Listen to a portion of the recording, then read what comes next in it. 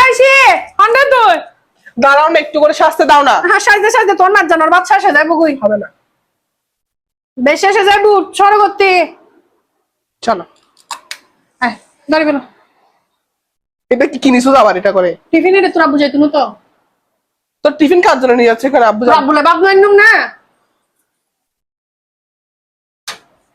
কি ওই কোন তুবা না যা তুবা গেল আই তুবা রে লই না যাইতাম তুবা না যা দেখুন তুবা লাই বাতা নিতে তো টিফিনের মধ্যে কি একজনের বাদ দিব না এলো কোনদিন দিতে পারে না তোর বাপে তোর বাপে হাইলে হাইতো তো 2 টুরো 3 টুরো এখন আর টিফিনের মধ্যে 2 টুরো 3 টুরো দিতে পারবো না এটার মুখ শরম বলে একটা হতানো আছে না আর টিফিনত দিলে খালি দুধ হয়ে যায় বুয়া ফুট সব সব সব দেও মা তুই যাবি নাকি যা তো হইলো জুতা যা যা যা চিন্তা ভাবনা গুলো বাদ দাও মা।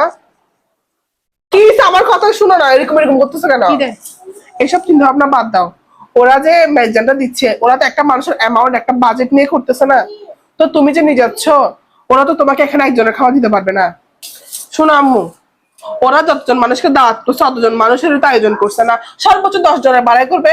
আর তুমি যে টিফিন বক্স নিছো, এই টিফিন বক্সে পাঁচজন মানুষের যদি খাবার দেয় না, কম হবে। ওরা এলে হতানো হয়েছে ওরা শরমে পড়ে যাবে। তুমি মানুষকে কেন শরম হতানো হয়েছে না দাদি নানি দিন তুন চলে যা তো তোর বাপে ন যা তোর বাপে রিজি করে হানাই না তাই না যাইবো না বাবা যাচ্ছে, বাবাকে দিতে বলো, আব্বুকে দিতে বলো। যাইতে কোন যাইতে গেল আই নলে তোর বাপে গেলে কে হানা নিতে জুনে কি হবে বেশি হতা বেশি না হয় জুতা দিবে যে লম্বা বানা ফেলাই সরাই আনো যাই ওইছিনি সরাই আই বাইরে রে নাম ওইছি জুতার বাড়ি হায় রাগাই তোর বাপে লই গেল আই তোর বাপে লই যাই নাকি টিফিনত করে হানা ননি আই এসো তোমার হাতা শিকত দে নাই